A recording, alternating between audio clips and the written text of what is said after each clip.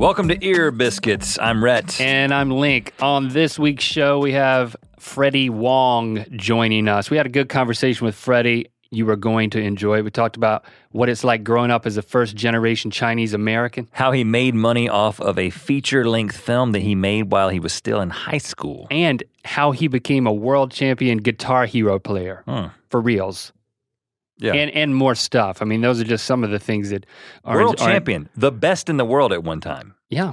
I mean... I've never played the game at all. You've heard it here, folks. It's called an ear biscuit. There's plenty of biscuits to be doled out into your ears today. But you were telling me how you've used 2 women's restrooms today? Yeah. Incidentally, it has just worked out that first of all, I don't make a habit of walking into women's restrooms or using them in general, but it was... I think it's illegal, by the way.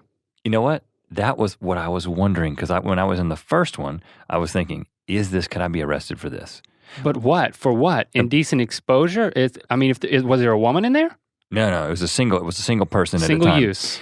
We were at the coffee shop that we were at this morning, and I needed to take a leak. Just sorry to say, just got to be blunt with you. You don't need to be blunt. That's you don't what need I needed to be specific. Well, I needed to go to the bathroom, and I think there's a difference. If I had to have to do the full thing, I don't know if I would have gone in the women's restroom. But so I go to the men's restroom. It's locked. And I'm like, listen, we need to leave. I need to go. And I look and I can tell that there's the women's restroom has like a little crack in the door. And I just like look around real quick and boom, I'm in there and I lock it behind me, do my deed, and then I leave. And I'm thankful at the time when I walk out that there's not a woman standing there. That's what it comes down to, doesn't it? I've used that same women's restroom, by the way, because it's a good one. Because there's been guys who just stand there a long time. Some of them may be homeless. I don't know. They may be doing the whole shower thing. It happens in LA. The bird bath. But the going in is easy. It's the coming out that gets dicey. You can't make eye contact with a girl if she's standing there. Is she going to be waiting? Is there going to be a female there waiting? But yeah, I do want to say that yes, and then when we ate at that Indian... Yes, a woman was waiting? No woman was waiting, but yes, it happened 2 times a day. Now, the first time I was in there, I was thinking legitimately, is this like against the law or against some restaurant code or something? Probably not. I think it's just suggested this is the men's and this is the women's. I don't know. If anybody out there does have an informed legal opinion about whether it's illegal to go into the wrong restroom, please tweet us at Rhett and Link and let us know, and we'll see that.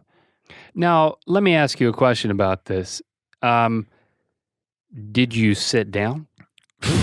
You just said you had to do number 1. I'm not a woman. Now, I know that, but did you feel like you should do as the women do because that's the restroom you were in? No, I just took special pains to not splash a lot, and I made sure the seat was splash a lot. What are you doing? Throwing stones in there or something? Sir Splash a Lot is my rap name. But I okay. So I was very. First of all, I noticed, and that's what I wanted to get to, was I noticed that it was A, clean, and B, smelled good. And I was like, it is so weird that it smells good in here. And then we're at the Indian restaurant, and I needed to do the same thing. This is lunchtime. Right. Well, I had to pee multiple times in a day. 5 hours later. And I got to find another women's restroom. I'm waiting outside of the men's restroom at this Indian restaurant, and the guy who works there, the waiter, is like, he says, go ahead, use that one. There's no ladies here. And I was like, okay. And so I walked into the women's restroom again. And again, it just hit me like a wall. When I walked in, it smells good in here. And then it hit me as I began to think deeper on this, that in general, women smell better than men. Of course they do. All the time. Now that we're married to women, we're basically in charge of the way our house looks and smells. The house smells good all the time. But that's not their jobs. They have other jobs. They're not just. I'm saying in the particular in our household, that is what the girls in our lives, they've taken that upon themselves because they know that we're not going to do a good job. They have developed opinions about these things. Yes, and I'm just like, if you want the bed to look like a princess bed from like a Barbie house, then you go for it. I'll sleep in it. It'll be great.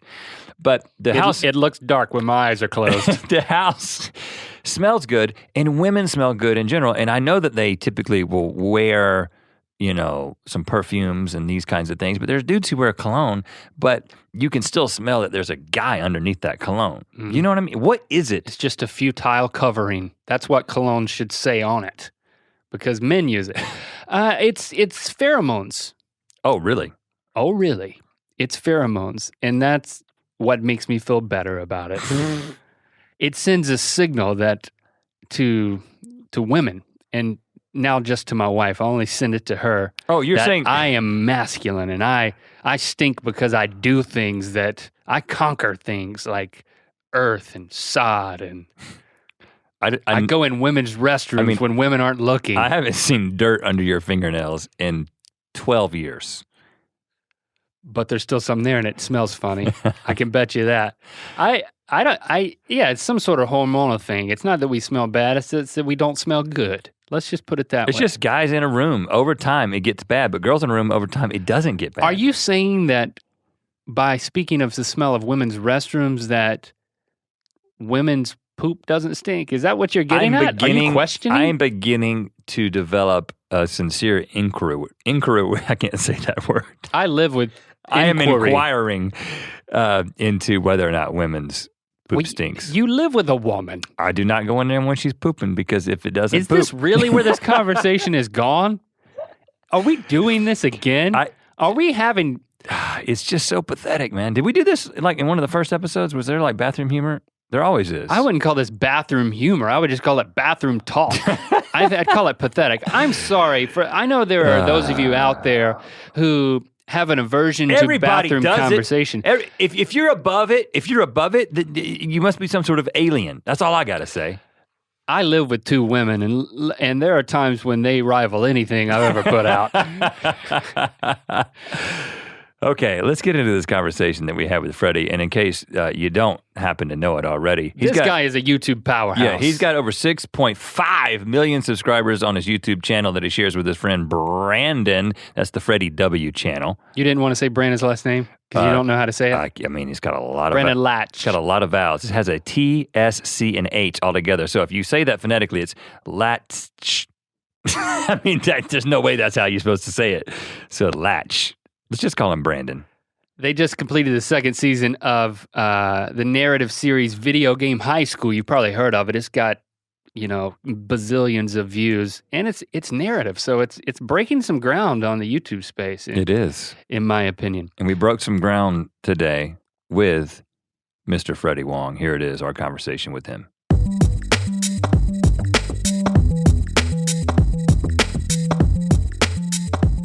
So you found this place. I mean, it could be kind of shady, but we turned on the yellow light. Oh, yeah. As soon as that yellow light was on, it was like, oh, okay, well, duh. I found it. Okay.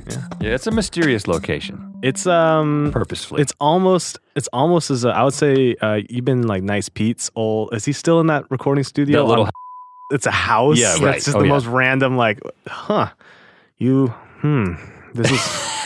Okay. This is nice. Yeah, that's what you mean, right? Yeah. That's where you're going with that. But what I mean is but that's also like similar stealth mode, You never find that. Well, you don't want to put a sign up, right? I mean, no, but it looks like a freaking house. But he's like a house. We did make the mistake though one time of putting up a sign because we had some people coming for interviews. And you're talking about at this location. Yeah. And so we put up a little sign on the front because there's no indicator that we're here. Mm-hmm. And it was like Rhett and Link Studios or whatever. Yeah. We came up with just a temporary name to put Rink and Let.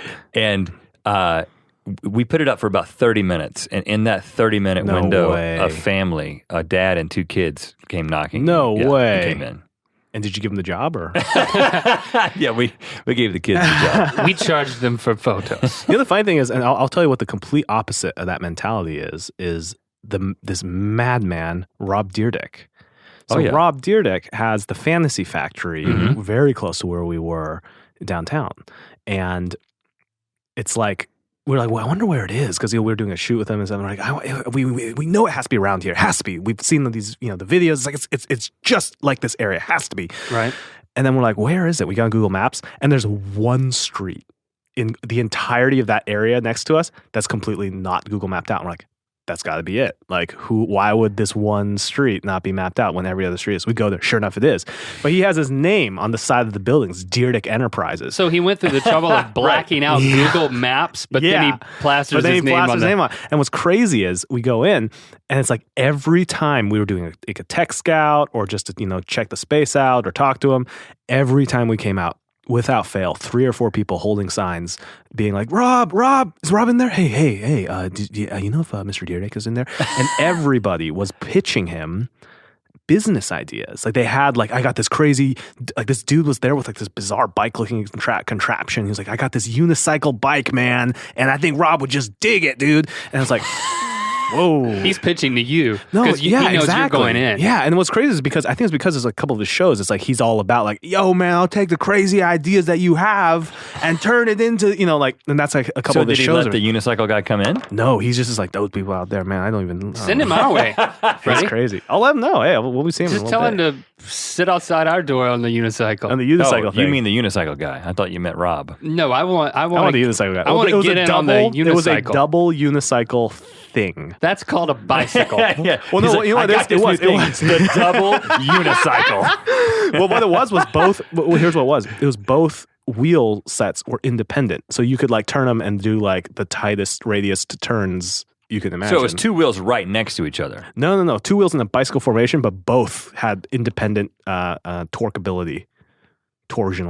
ability. So it'd be like a bicycle, but both. If the handlebar side was on, if the handlebars worked on both sides.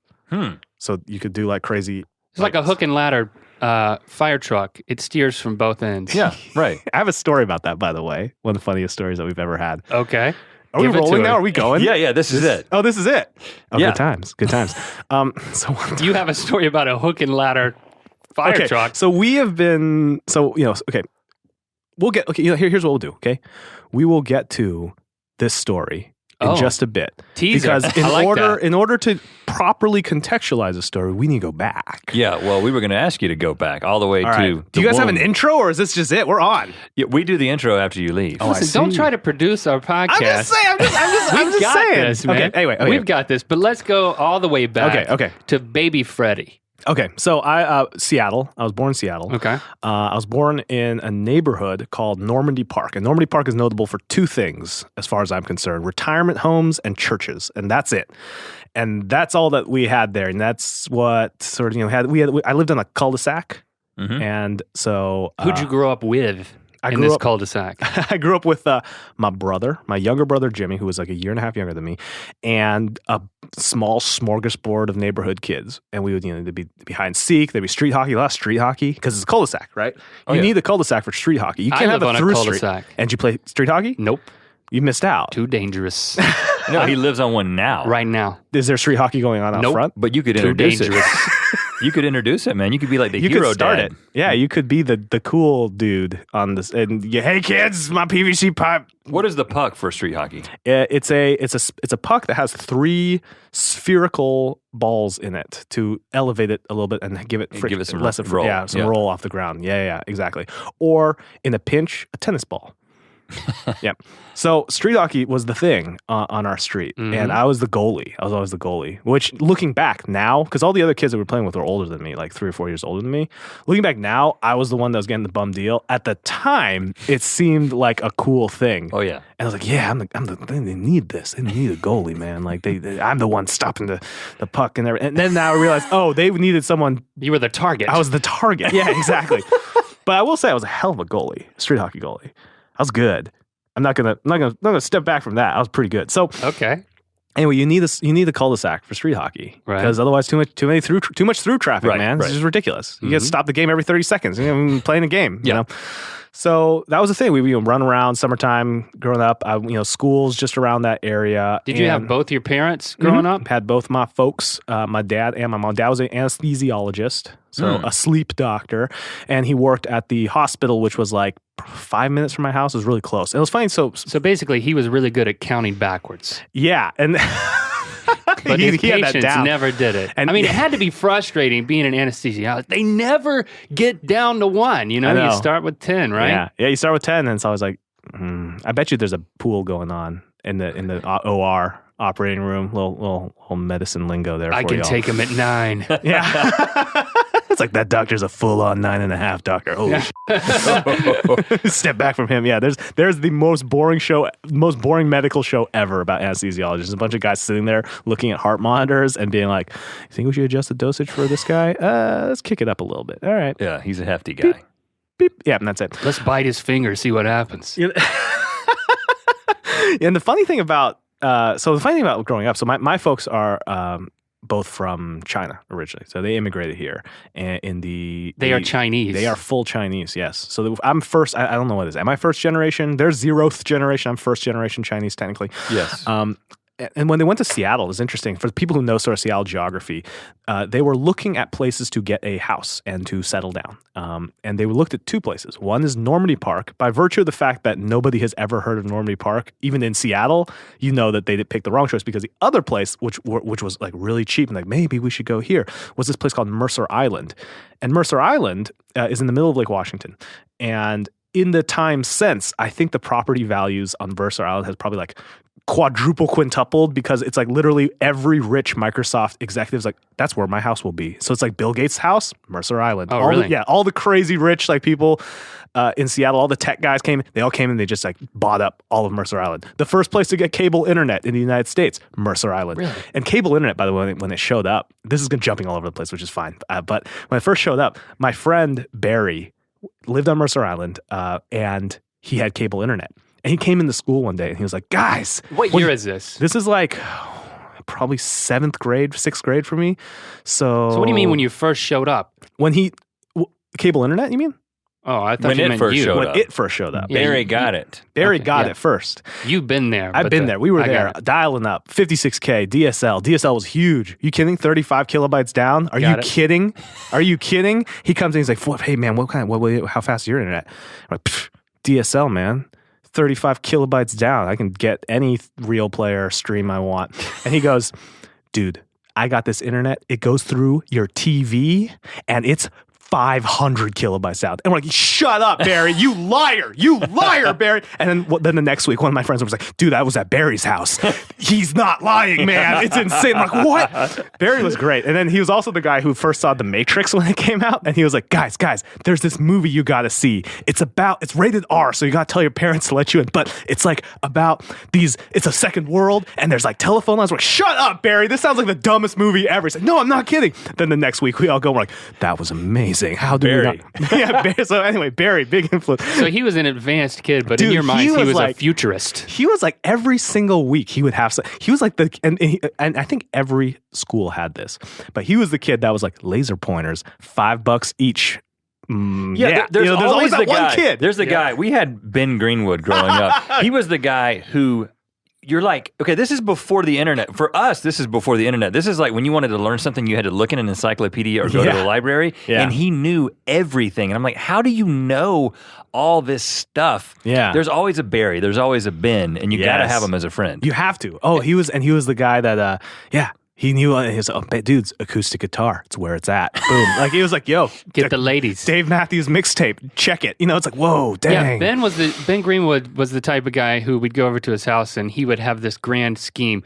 Let's hike out miles behind my backyard and let's dam up the creek back there. To create a fishing pond. It's going to take a few days, but we can do it. So we would dam up the creek, and then we would go and catch fish from a pond, and we would bring them, and we would put them into the creek.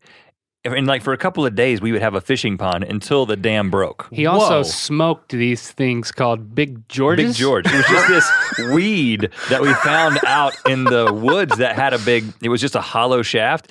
And he was like, that's like ideally suited for he was this like, activity. We should smoke these. And But he didn't put anything in the shaft. No, you just light it. We did, when you're that And then we're like, of course we should smoke these. this is sixth grade. Right. And it was pretty We horrible. had a guy like that too. So I grew up. So I went to high school. I went to grade school, whatever. Just hung around. High school, I went to this super duper preppy ass rich kid high school, which was all the way on the other side of where Seattle was. So Weren't you one of those too? It's not compared to some of my classmates. Okay. But what were the, I have, and tell me if I'm wrong about this, Sure. but what the impression that I've gotten from first generation Asian Americans a lot of times is that there are these, especially your dad being an anesthesiologist, there are these expectations. Societal pressure. Oh, yeah. No, absolutely. So did that exist in your household? So here's what it is. I think it's kind of interesting. And my brother and I have amongst my peers a sort of unique experience growing up, which is we had that at first, and then over time our parents kind of rapidly figured out that that's not the way to do it. So when I so was what like, was it like starting? so and when then starting how out, did it was like change? I did piano lessons. I'm wicked at classical piano. I'm that Asian kid who will be like, yo, Haydn, Beethoven, sonatas, sitting there, 12 years old. I have no anxiety when I get on stage or if I'm in front of a group of people, and I think that was completely pounded out of me from being like, all right, dude, it's time to play piano. You've been practicing 4 hours a day on this prelude and fugue. You better nail it. There's 3 judges here who are Bach experts, and it's like everyone's listening. Don't screw this up. Don't screw this up. Like that kind of performance anxiety, so to speak, from an early age. I think every Asian kind of gets a little bit of that. So we did piano lessons, and it was, and I think they kind of slowly they figured it out. They're like, you know what? Because at a certain point, I was like, Mom, I don't like. I was in high school. I was like, Mom, I don't want to play piano anymore. Like. I don't want to keep practicing. What am I going to be? Am I going to be a professional piano player? Like what's the end goal here? Right. Like, and she said, no, you're not going to be a professional piano player. You're not good enough. Number one. and then number two, she's like, well, we wanted to instill an appreciation of music. And she's like, one day you're going to thank me for that. And she's right. Like being able to understand music from that level, it's one of those things where it's like, dang, here's what it is. Looking back on it now as a 28-year-old adult, quote unquote male, quote unquote male. I put the quote unquote on the wrong side. Quote unquote adult male. Quote unquote male. Thanks for that. It's you don't remember sitting in front of a piano for 2 hours a day in summer and being like, I want to play video games. You don't remember that at all. It's just like a wisp of memory in the back of your head. What you do remember is the end result of that. And that is like, wow, I know I can appreciate music in a different way. And I can pick up an instrument really quickly now. And I understand this and I understand all these sort of things from music. I forgot all the crap leading up to it, but right now I'm in this island of memory where I don't remember that, but I have all the advantages from it. And it's similar also to, I think, people who like their parents put them through like gymnastics or dance, because it's like, I have a friend of mine who his parents put him through like 3 years of gymnastics, and he was like, this is emasculating and it's just horrible, blah, blah, blah. Dude's ripped now. Dude doesn't need to do crap. Like he's just like, hey, I just want to lose some weight, and just ripped instantly. It's like, dang, that's like gymnastics. That's perfect. It's the horse. This is becoming borderline motivational. I like it. So that was kind of the internal pressure, but it in led your up. family. It slowly led up. What about externally growing up? Externally, not really. Because it was, I was in a area that it was not a lot of.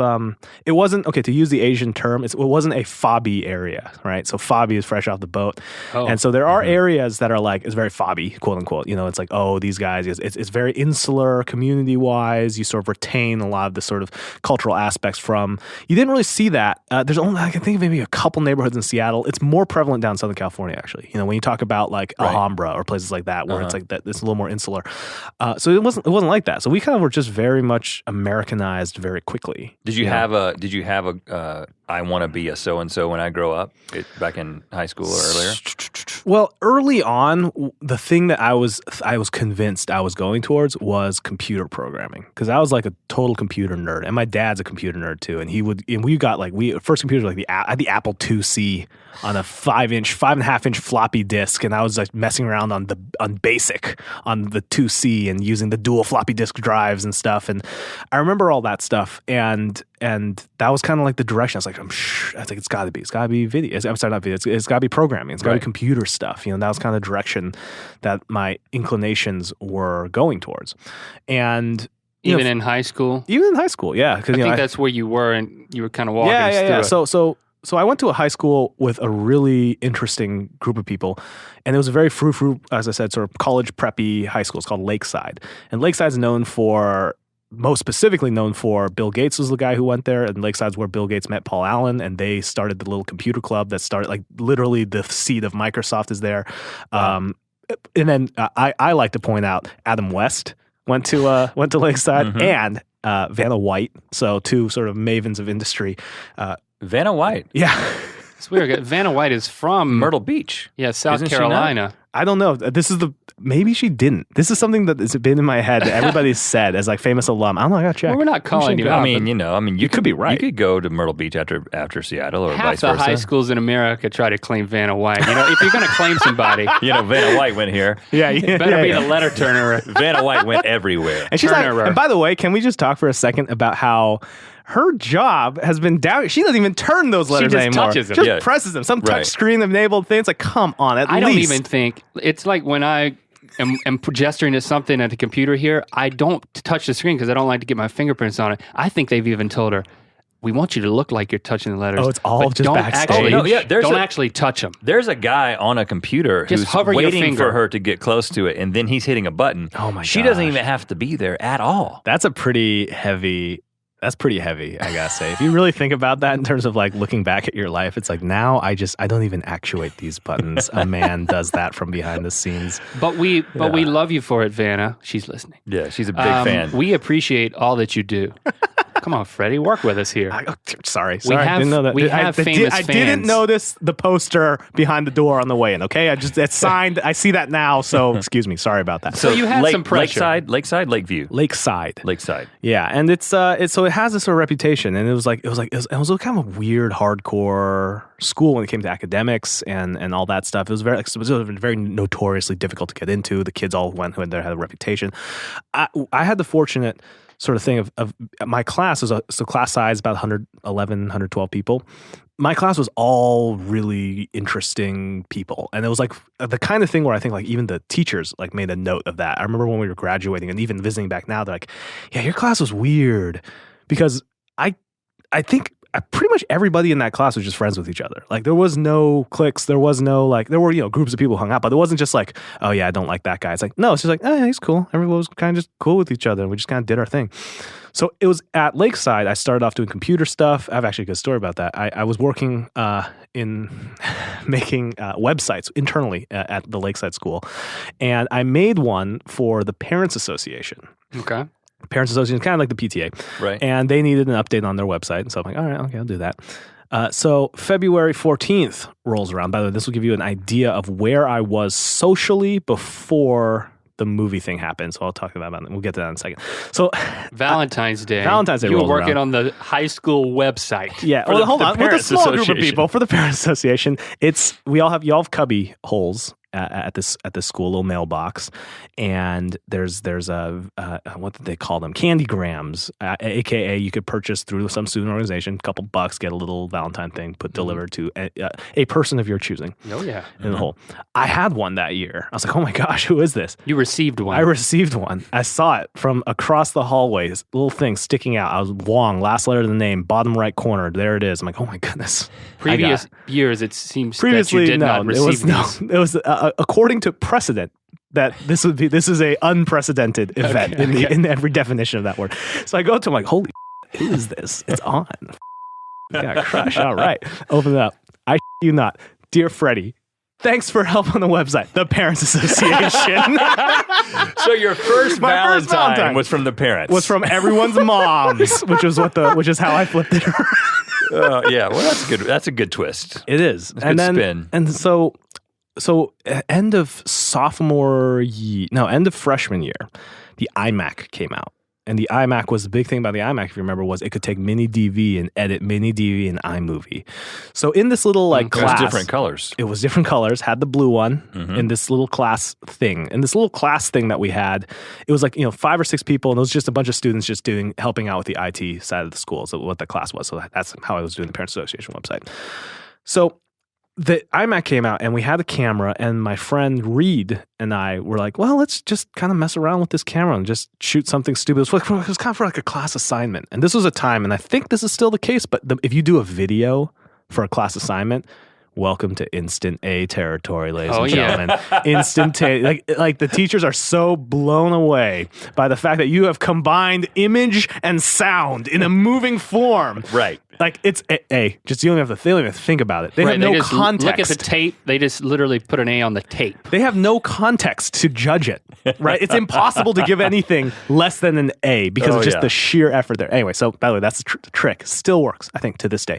But we did so it was a class project for a Chinese class. And it was like, we shot this ridiculous little action piece movie. Like I'm sneaking into a thing. Everybody wanted you to be in their group for that one, I guess. Well, no, this was actually just on our own almost. It wasn't actually, it was kind of thing I don't even remember the details of it, but we were just messing around, and so we shot this little thing. We're all over the school, and it's like me sneaking around. It's got like the freaking Metal Gear Solid music in it and stuff. Like, again, nerd territory, ladies and gentlemen. And we decided to do just like a little, hey, we got this done. It's 5 minutes long. We edit to get it on iMovie. Let's do a little thing. Let's put it out and do a little screening in the library. The library had a little auditorium.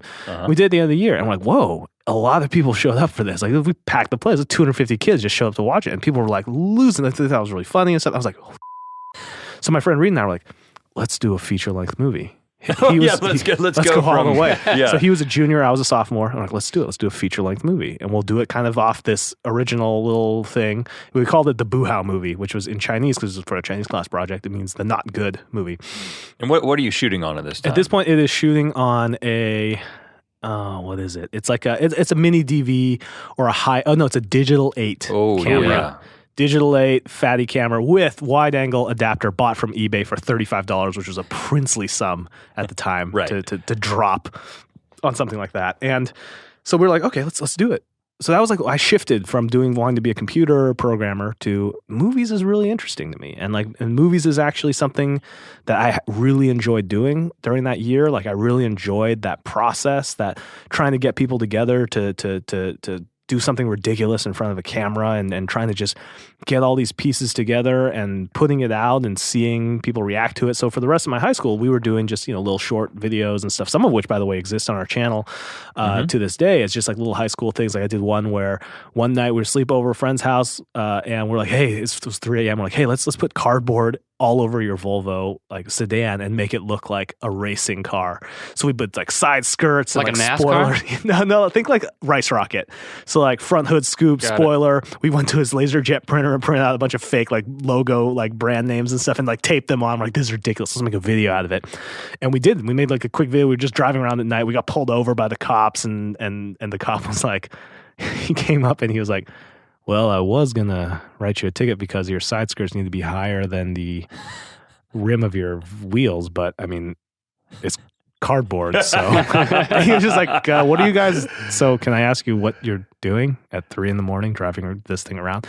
And my buddy, smooth talker, was like, well, we were doing this for a school project, and we figured if we drove it around during the day, it would be a little more distracting to other the drivers. old school project excuse. Yeah. And the guy was just like, all right. He just laughed. Yeah, you can ride that school project thing a long ways until you get gray hair. Oh, yeah. You can pull that card. I still have my student ID in my car. Are you kidding? I go to the movie theater. I'm like, can I get the student discount? I'm a graduate student.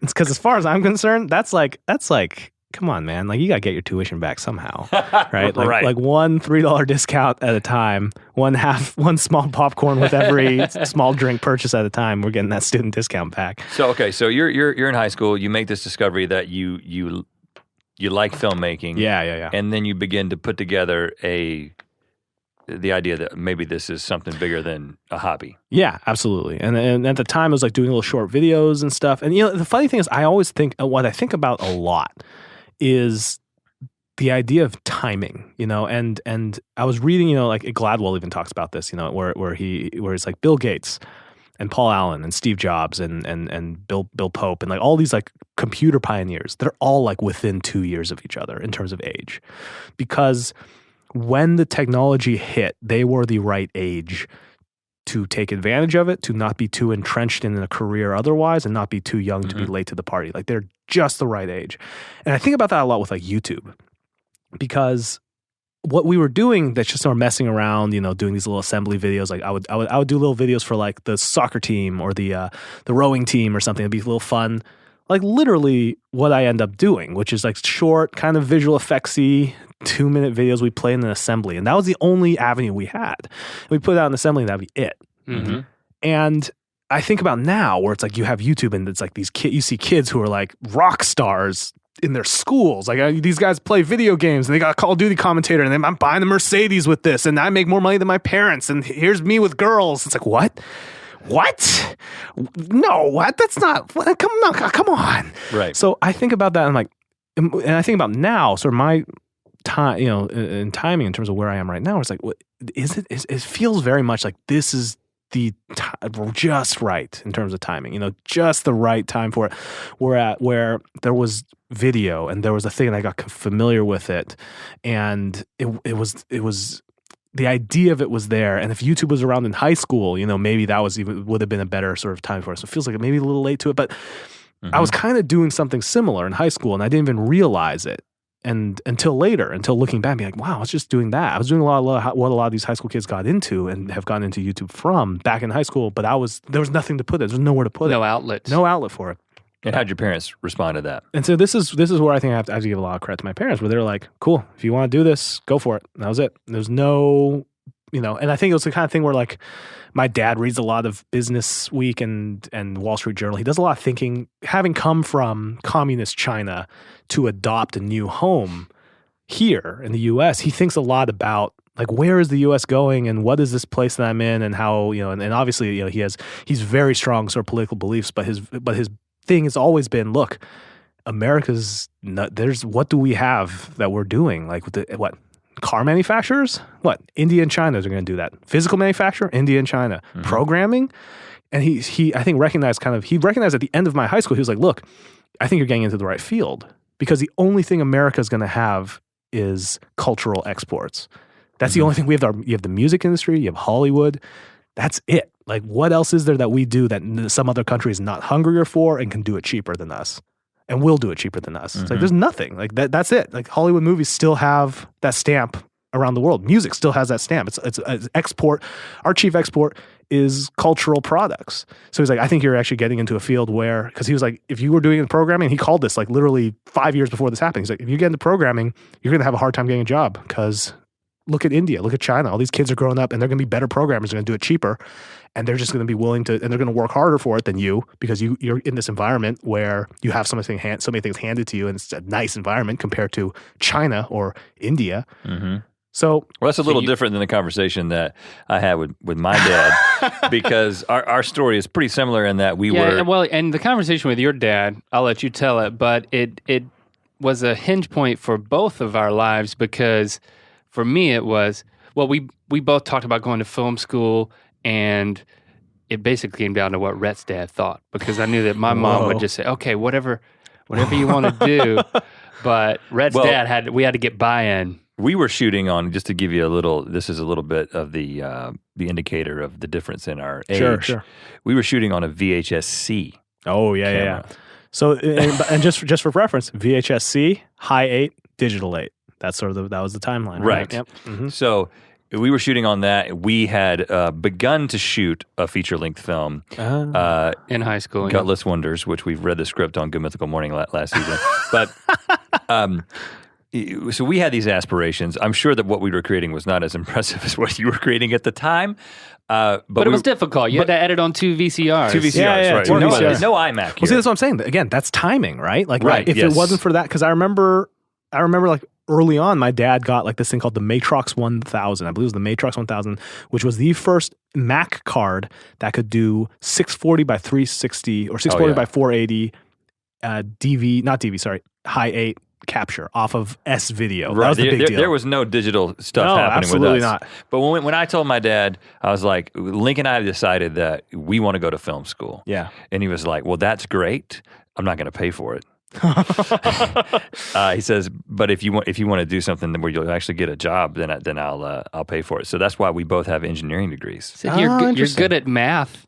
Yeah. That's what our counselor in high school said. You're all good at worked math out. And you're good at science. You should be an engineer. It all worked out in the end, and I do think what you're saying with timing plays such a huge role in it because by the time Link and I are kind of slow developers in a lot of ways, but I think we've kind of discovered late bloomers. We're late bloomers. But by the time we got to a place where what we were making could work in the YouTube space, that was when we were ready for it. Yeah. I had hair on parts of my body you didn't even know about when we were young, man. Well, I'm glad I didn't know about it. Yeah, that's true. I'm glad you didn't know either. So anyway, summer afternoon. So you're grateful. You're grateful to your dad for having that foresight and that perspective. Yeah, for both my parents, and I think I think that for the sort of Asian thing, if we want to get sort of racial and kind of pontificate on that for a little bit, it's kind of an interesting place that we operate in society. We are, in terms of like the minorities, we're not high up on the list, comparatively to like Hispanics. African Americans are statistically, just percentage-wise higher part of the country. But there's this sort of weird thing that we do. And the thing that we do is we keep our heads down and we just kind of do our and we don't bother other people and we kind of just do it.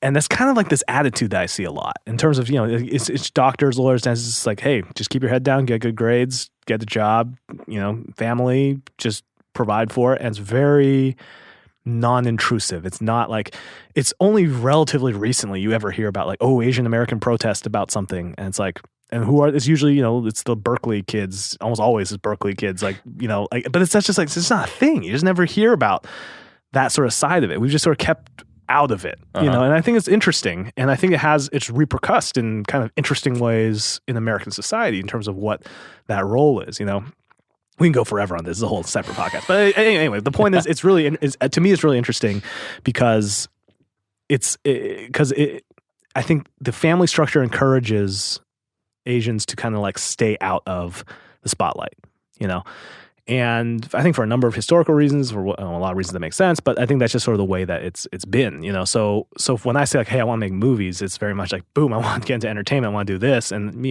at the time I had no idea about YouTube, I had no idea that this was kind of how it would end up. But it's a very big difference between doing that and wanting to just be like, hey, I can play piano and I'd like to be a doctor, please, So I went to USC, I went to University of Southern California because supposedly it was the better film school, and that was that. And so I went there. I met a lot of the people I work with today there, and just have been sort of working on that stuff ever since from that point. And that's where you met Brandon. Yep, met Brandon there. Was he your roommate? He and I lived on the same floor.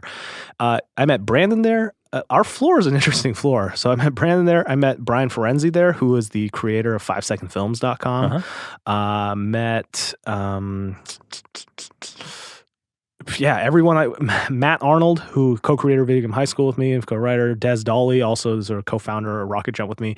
He and I were, all three of those guys, we were all in the same practical special effects class. Like the first thing he took, everyone was like a practical VFX class, and we were all in that same until later was like, oh crap, we were all in that same class, even though we were all like kind of paired up in separate groups, but we kind of knew each other. And it was just like, I guess what you get in film school is you get a group of people you're forced to work with. And that's nice for some people who aren't like, total social butterflies who don't know how to necessarily work a room and network around and get a whole bunch of contacts. It's like, no, it's nice to be able to be in an environment which there are no stakes because you're supposedly learning things and you get to mess around and you have a bunch of people now upon graduation that you can collaborate with. And you essentially are living proof that, that deciding to put your stuff out there for an audience that's a strategy that works. It works for you. Yeah. And so how did that transition take place? Okay. So after graduation, the first gig I got was doing freelance editing at this horrible startup. I have no problem saying that. The boss was crazy. Dude was he was a yeller, and everyone was kind of scared of him. And they made inspirational short films. And this is, by the way, kind of ironic. Yeah, I know, right? And here's their model, by the way, and this is insane to me. You will make this inspirational film! Hey! Not too far removed from the reality, but here was the model that they did. It was like it was the things that they were trying. They're like, all right, this film is free for you to watch, but you send it to a friend, they have to pay $1. It's like, what? That's a good plan. And you're like, where? It's like, because since they're your friend, they're more likely to pay. And you're like, what? So I literally left that after like 30 days. I was like, I'm done. Forget this place. Hey, where are you going? Yeah. We're making inspirational films. You got to charge your friends to watch it. You crazy. Yeah. Oh my gosh.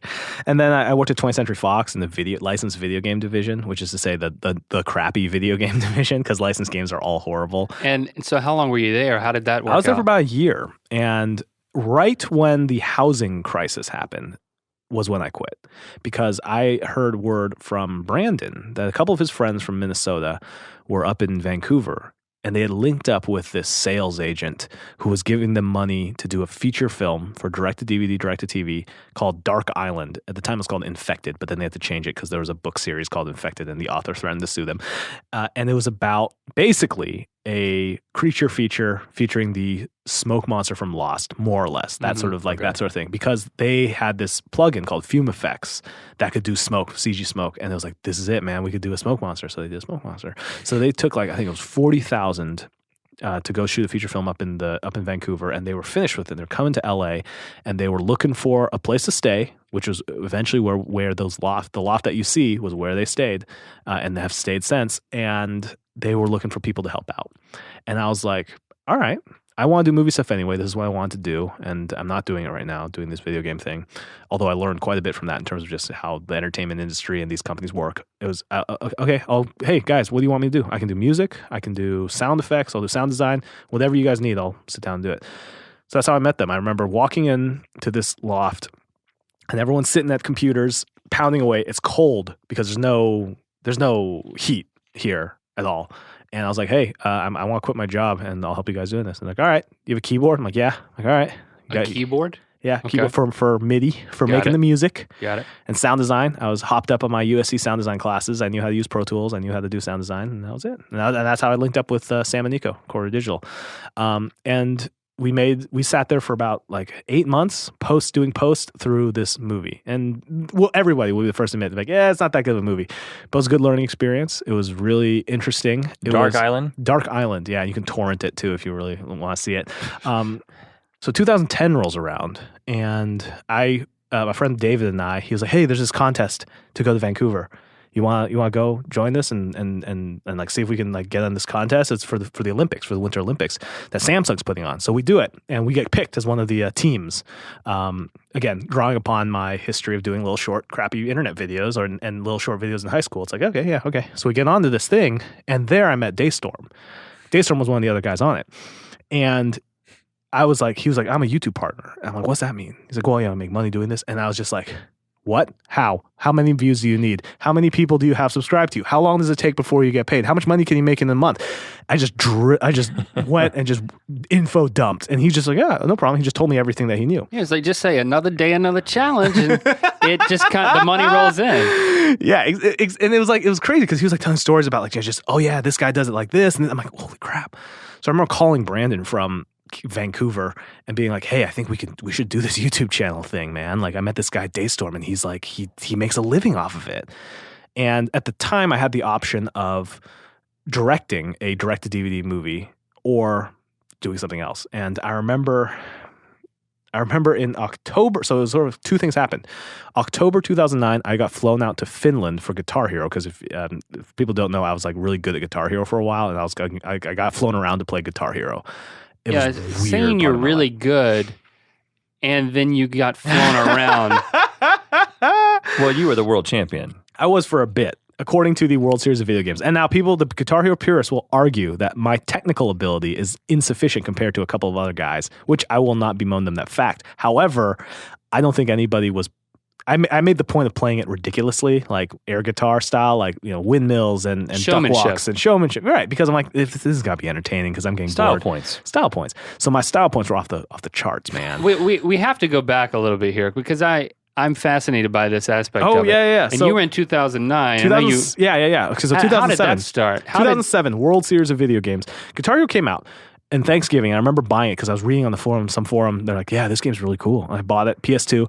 And I was like, easy, it's too easy. And I was like, let me try Expert. And I just played through the whole game on Expert, which didn't seem weird to me at the time. But apparently, it's a hard game. That's pretty unusual. Again, this is weird. This is so everyone's like, how much time do you practice? I'm like, I just the piano maybe, and I play a little guitar anyways. I don't know. I just get it. I don't know. I don't really practice that much. So 2006, 2007, there was a oneup.com contest for a video contest for the Guitar Hero 2. So that was the original Guitar Hero YYZ video on our channel, which was something we did for that contest, Brandon and I. And that was me playing through YYZ and just being ridiculous with it, and that was that. And then it was like, so the World Series of Video Games starts, and they're going to play in Guitar Hero 2, and it's in Dallas, Texas, and I'm in Seattle, and it's summer, and my friends are like, you got to go to this, dude. You could win this. I'm like, I don't know, man. Like, what are you talking about? Like, dude, go. I'm like, it's kind of expensive. And one of my friends is like, how much is it? I'll pay you to go. We'll pull it together. You pay me back if you win, plus 15%. But I'll straight up stake you in this tournament, dude. So I'm like, all right, I'll do it. So that was a weird dinner conversation. I'm like, Mom, Dad, this weekend I was thinking of flying to Dallas to compete in a video game competition for Guitar Hero. Yeah, the one that, yeah. Mm-hmm. And my dad's like, could you win this? Are you any good at this game? I'm like, I think I can win it. And so he's like, all right, go for it. Oh my so goodness. I went. I think I can win this, Dad. Yeah. The strings came in the score. It was much more like, I don't give a what you're talking about. Like it was so much more like, what? Where? This weekend? Okay, fine, whatever.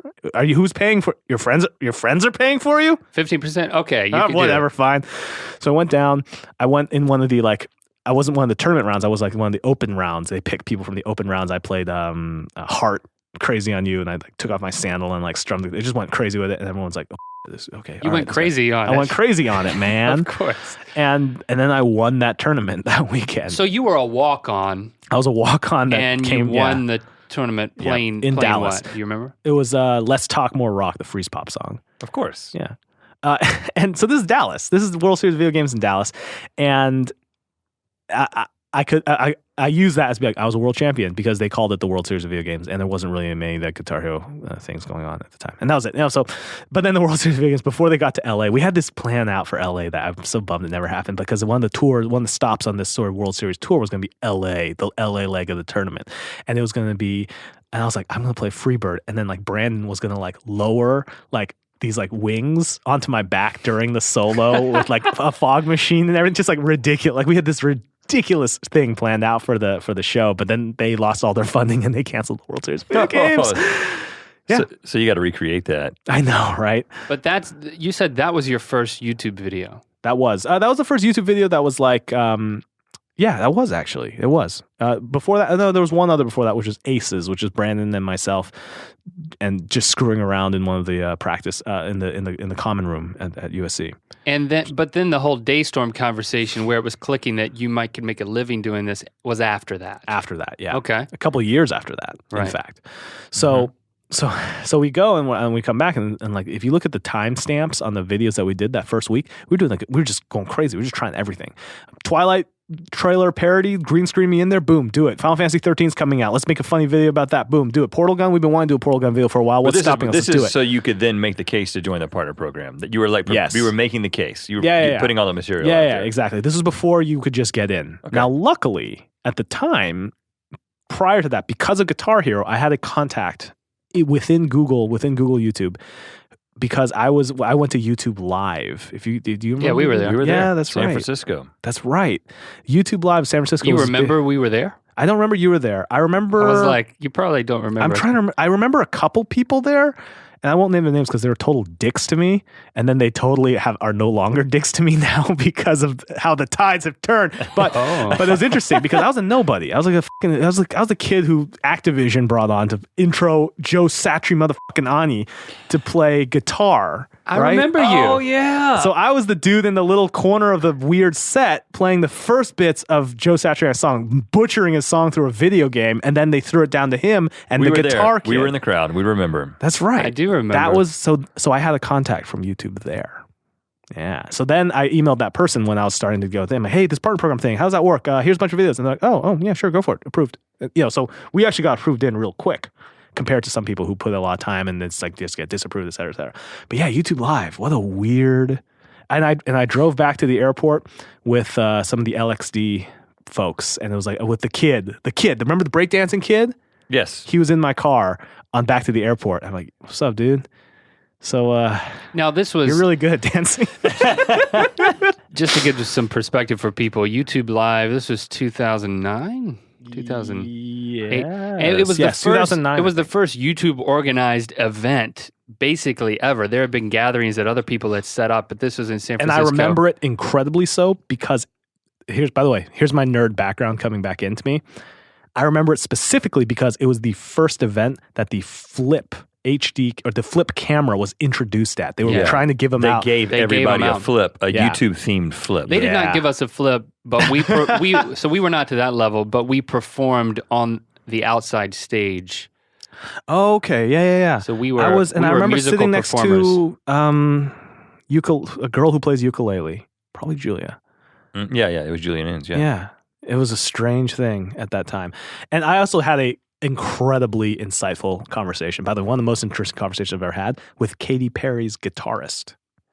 Right, because Katy Perry played. Because she performed, right. Well, about what does it mean to play guitar and be technically proficient at guitar, but play the easiest things of all time.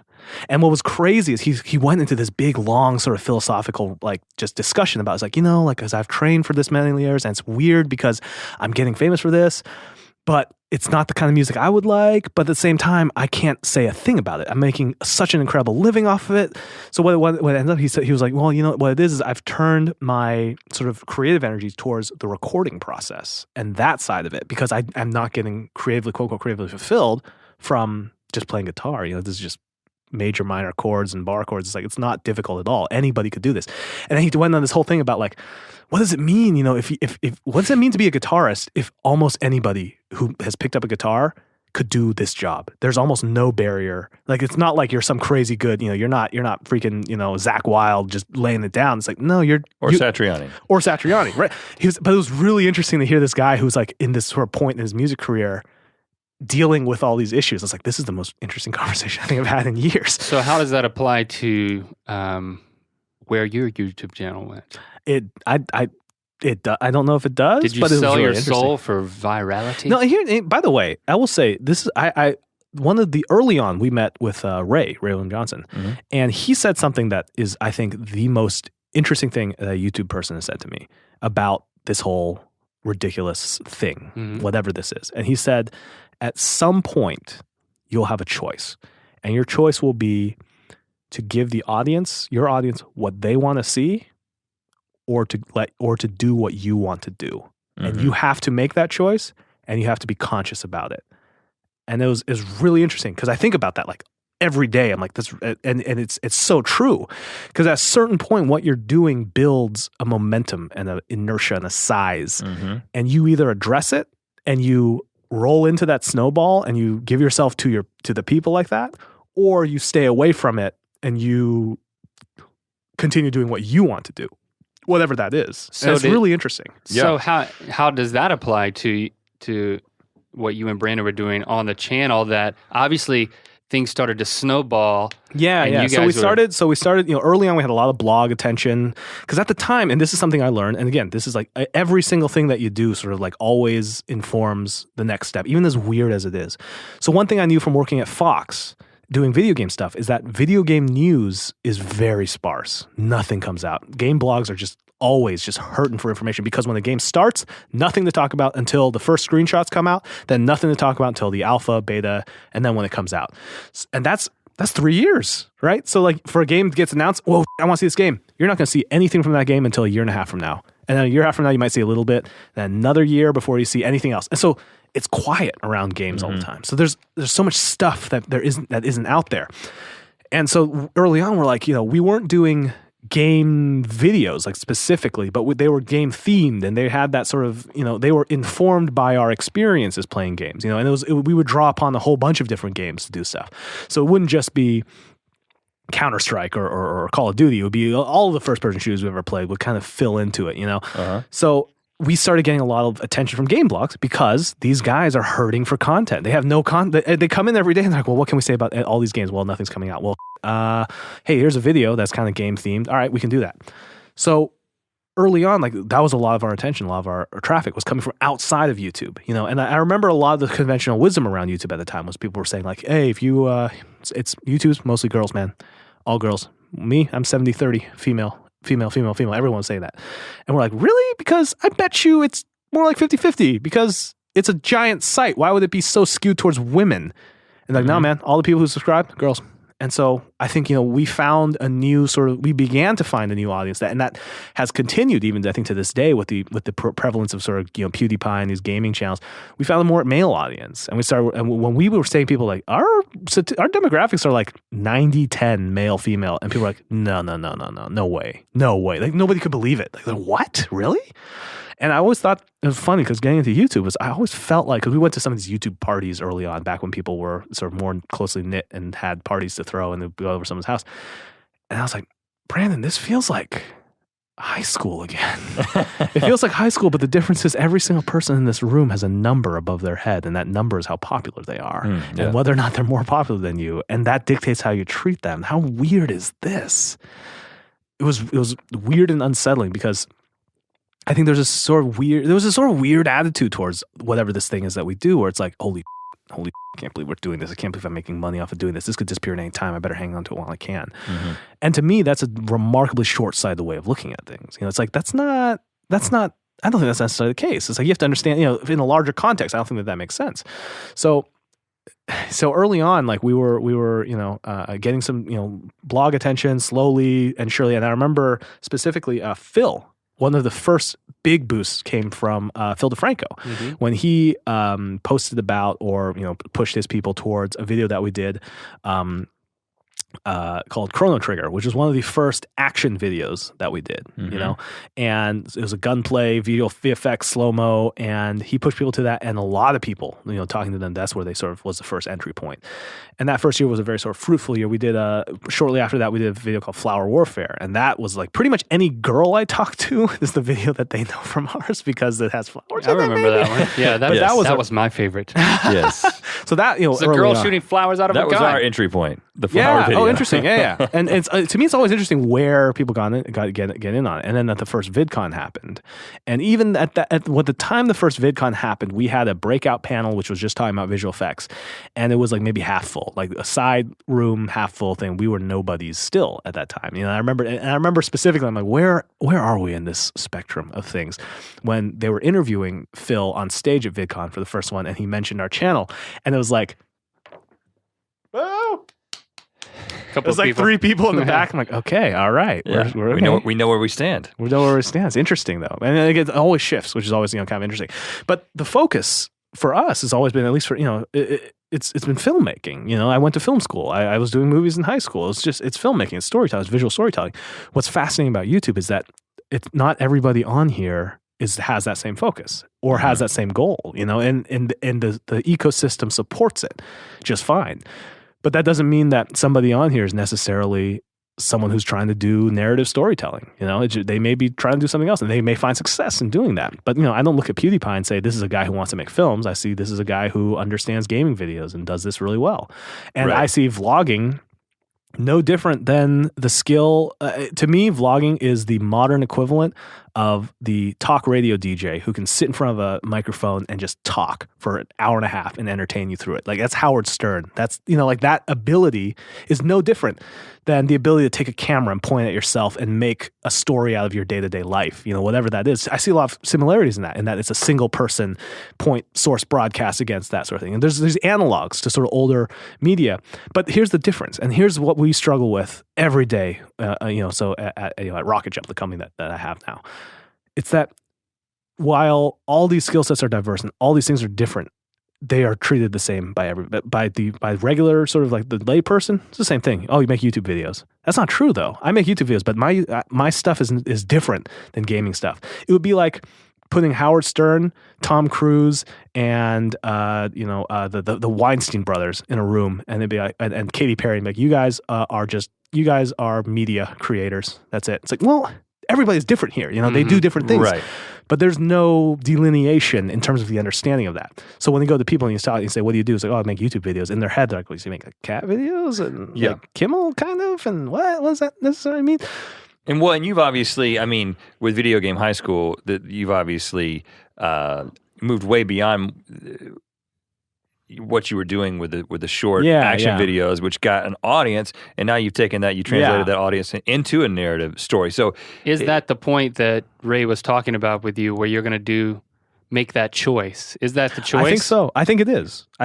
And for myself, I can verify this with I do not like the idea of like, oh, you're such a puppet master. You knew what you're doing from the beginning. It's like we had an idea. We had goals that we had set. But I remember very distinctly in Finland when I got flown out in Finland in 2009 for Guitar Hero, drunkenly calling a friend of mine who's a producer and being like, I don't think we should do this direct-to-DVD movie. I think I need to do something online. And I think that you need to grow an audience online first and then make something for that audience later. But the first part is you need an audience to do it because it's the same idea. In my head, I was like, it's the same thing as like if a tree falls in the forest and nobody's around to see how rad it was that you chopped down this freaking tree, then nobody's going to know that you chopped this freaking awesome tree down. And it also doesn't make a sound. So you need to get a bunch of people around you for your woodworking skills first, and then you can chop down trees. This is kind of like the mentality, more or less. Yeah, that's like how you analogy. talk when you've been drinking. I get very intense. I get very intense and sleepy. It goes intense. It's a weird mix. It's a cliff. It's like intense. What?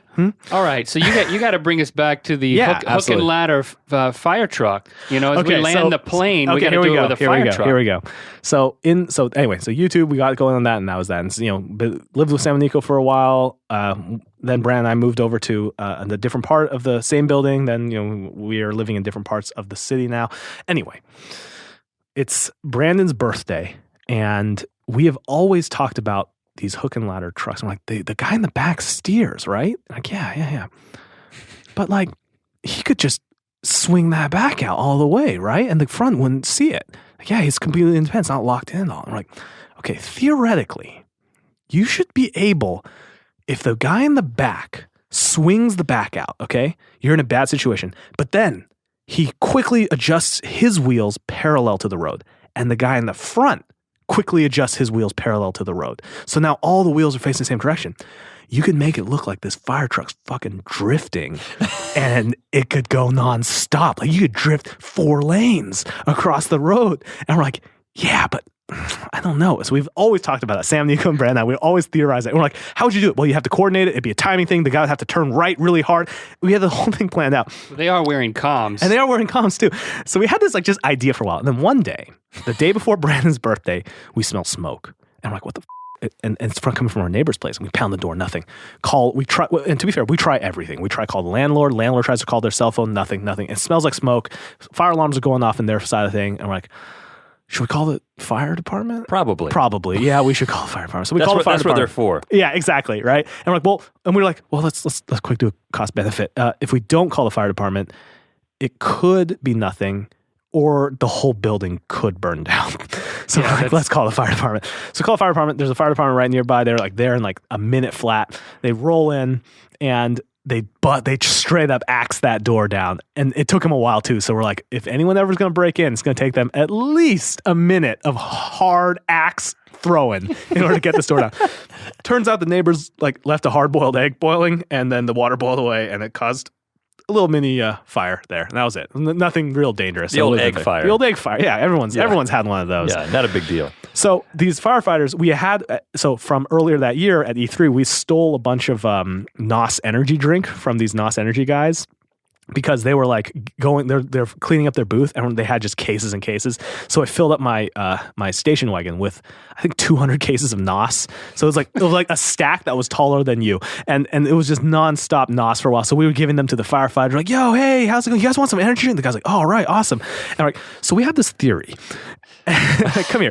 We had this theory. We started drawing it out. We're like, if you swing the back end out and do this, and you could drift the fire truck. And the guy was like, yeah, I guess you could, huh? And then we're like, okay, all right, sweet. And like they left. And then as they were leaving, we're standing in the middle of the road. It's sunset. It's LA, blazing red and orange, and this fire truck leaving the scene. We see the back end swing out. No. And we see the wheels correct. And this fire truck drifts down our road. And we lose our minds. We're like, it worked! It's true, it worked! And we were jumping up and down and like high-fiving. It was the greatest day of my life. That is unbelievable. Wow. And it was all made even that much more vivid because you're all hyped up on energy drink. Oh, yeah. Every pupil completely dilated. You can't even see straight. And it's just like they did it. They drifted the fire truck. Well, on that note, you should sign the table. Thank you for joining us here. Absolutely. On Ear Biscuits. All right. So let me see here. Let's see. Right here. Here's what I'll do. I will draw the diagram that we were using to illustrate how a drifting fire truck could conceivably work. Can you give some sound design to the drawing? Here, boom, all right? Thanks, Freddie. Boom. Thanks very much, guys. Thanks for having me on. And there you have it, our conversation with Freddie W. I'm going to be thinking about that fire truck thing for quite a bit of time. I have thought about that. I've thought about how you could do whole circles while going in the same direction. Well, I thought what he was going to say is that if the back starts to turn out and doesn't stop, it will get ahead of the front. Right. Will that happen? And then you can keep going, follow momentum, and make it into a circle. That's what I was thinking. I think that will happen, but neither one of us are capable of making it into a realistic video that illustrates it. He has the power to do that. But how easy is it to come across like an old fire truck? Like you can buy an old school bus. I know people who've bought old school buses, and you can buy old police cars. Why can't we get hold of an old fire truck and just own it and drive it around? Sometimes you get the front, sometimes I get the front. And I think the reason is because the investment is not justified. I mean, we could also put out fires with it. Like we're a private fire brigade. That we have like when you need to we have a ham radio. We like tap into police frequencies. And show up with our hook and ladder. Like we're here. You can get really high. We could probably come up with other things to do with a ladder that tall. 2-man bucket brigade.